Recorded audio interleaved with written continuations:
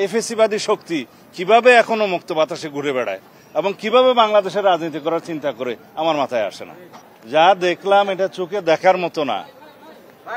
যে নৃশংস হামলার শিকার হয়েছে, বুলেট বিদ্ধ, কারো গাড়ির উপরে, কারো গায়ের উপরে গাড়ি চলে গেছে, এরকম আহত রোগীদের দেখে নিজেও খুব মানসিকভাবে আমি ভালো অবস্থায় নেই।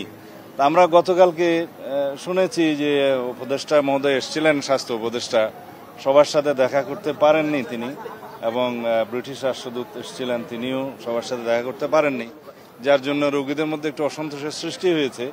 এবং আমি কথা বলে জানলাম যে আন্দোলনকারী যারা আহত, খুব গুরুতর আহত অবস্থায় এখানে চিকিৎসাধীন আছে, তাদের চিকিৎসাটা মোটামুটি হলেও অন্যান্য যে সহায়তা, আর্থিক সহায়তা তারা পাননি, এবং চিকিৎসার বাইরেও তাদের যে সহায়তার দরকার সেটা আমরাও বুঝি। এবং তারা অনেকে বলেছেন যে তাদেরকে প্রতিশ্রুত 1 লক্ষ টাকা করে দেওয়ার কথা, সেটা এখনো পাননি। আমরা অনুরোধ করছি সরকারের কাছে, যারা এটা দায়িত্ব নিয়েছেন, তারা যেন আর্থিক সহায়তা খুব দ্রুত পৌঁছে দেন। আমরা গত রাত্রেই আমাদের নেতা, আমাদের দলের মাননীয় ভারপ্রাপ্ত চেয়ারপারসন জনাব তারেক রহমান আমাদেরকে নির্দেশ দিয়েছেন, এবং এই রোগীদের জন্য উনি তাৎক্ষণিকভাবে আমাদের কাছে 5 লক্ষ টাকা প্রেরণ করেছেন। আমরা সেটা আজকে এখনই আমাদের ডাক্তার রফিক সাহেব আছেন এখানে, স্বাস্থ্য উপদেষ্টা, স্বাস্থ্য সম্পাদক দলের, ওনার হাতে দিয়ে যাচ্ছি। উনি প্রত্যেকের কাছে যার যতটুকু প্রয়োজন উনি একটা বিতরণ করে যাবেন এখনই। আমরা আগেও সাহায্য করেছি, আমাদের দলের মহাসচিব সাহেব এসছেন, আমাদের রিজভি সাহেব এসছেন আগে, আজকে আমি এসছি আমাদের দলের পক্ষ থেকে। আমরা এই সাহায্য এবং দেখাশোনা আমরা কন্টিনিউ করব। তবে যাদের অবস্থা আমরা দেখলাম যে দেশে সুচিকিৎসা সম্ভব নয়, সেগুলো আমরা চিহ্নিত করে অতি শীঘ্র সরকারের কাছে আহ্বান জানাই তাদেরকে যেন বিদেশে প্রেরণ করা হয়।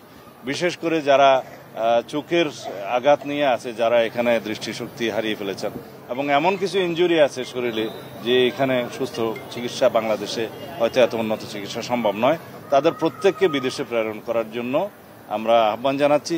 এবং এইটাও আমরা প্রতিশ্রুতি দিচ্ছি, যদি ইনশাআল্লাহ আমরা দেশ পরিচালনার দায়িত্ব পাই, তখন অবশ্যই সকল আহত এবং সকল শহীদদের পরিবারের সাথে আমরা বসে তাদের প্রত্যেকের জন্য যার যেভাবে পুনর্বাসন করা দরকার, চিকিৎসা করা দরকার, সেই ব্যবস্থা আমরা নেব। ধন্যবাদ।